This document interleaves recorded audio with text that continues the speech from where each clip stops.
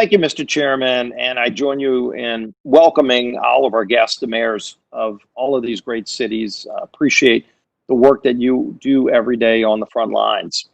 Mr. Chairman, as you said, our country mourns a grim and somber milestone.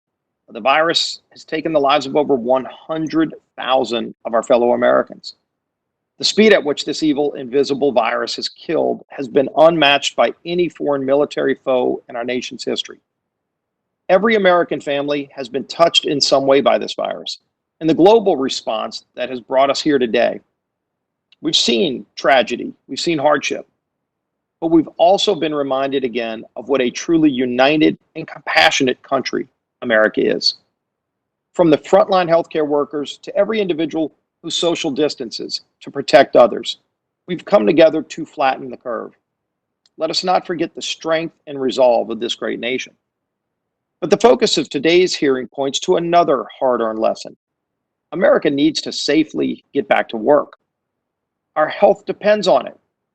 The ability of mayors to govern, to fix the streets, to have the money to pay police, firefighters, teachers, our ambulance drivers. It all depends on America safely getting back open again.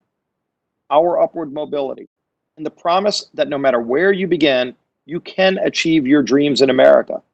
That depends on America reopening and that opportunity for all who seek it. Our personal relationships with our family, friends, with God, all depends on us getting back to a free and mobile life. Some have said we must remain closed or prepared to be closed again, as if it were some trade-off between health and jobs. Mr. Chairman, our physical and mental health depends on safely reopening, on reestablishing our quality of life. A new Kaiser poll released this week shows 48% of Americans have delayed medical care due to this pandemic. 11% said their personal condition worsened as a result of that delayed care. The same poll shows nearly 40% of Americans said stress related to the coronavirus has negatively affected their mental health. Compared with last April, text to federal government mental health hotlines are up roughly 1,000%. And we know that people with lower incomes and those whose jobs or wages have been cut are experiencing the highest levels of psychological distress. A new survey by the American Cancer Society found that among cancer patients in active treatment, 79% reported care delays, including 17% who reported delays to cancer therapy like chemotherapy, radiation, or hormone therapy. One study predicts that if the United States reaches Depression-era level unemployment rates, we could see 18,000 additional suicides and 22,000 more overdose deaths. More than half of childhood vaccinations are not being performed, setting up the potential for a massive future health disaster, including a measles outbreak, which is being predicted.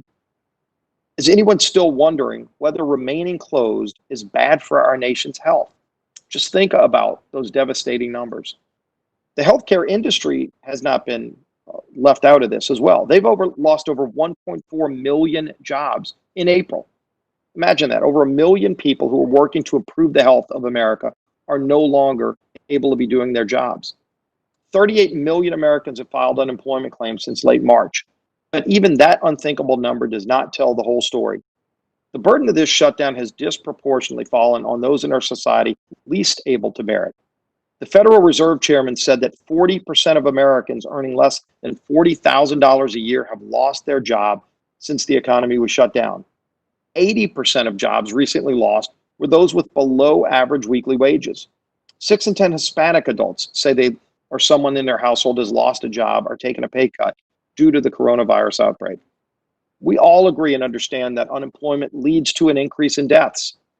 Based on all these facts, if we don't see a more concerted effort by some to safely reopen, we may lose more Americans to the shutdown than we have to the virus itself. We cannot let that happen.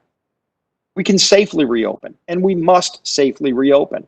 In fact, many states and cities have already shown us how to effectively do this. Our witnesses today are mayors, officials who have seen firsthand the impact of the shutdown. They've seen their healthcare system stressed, but not overrun.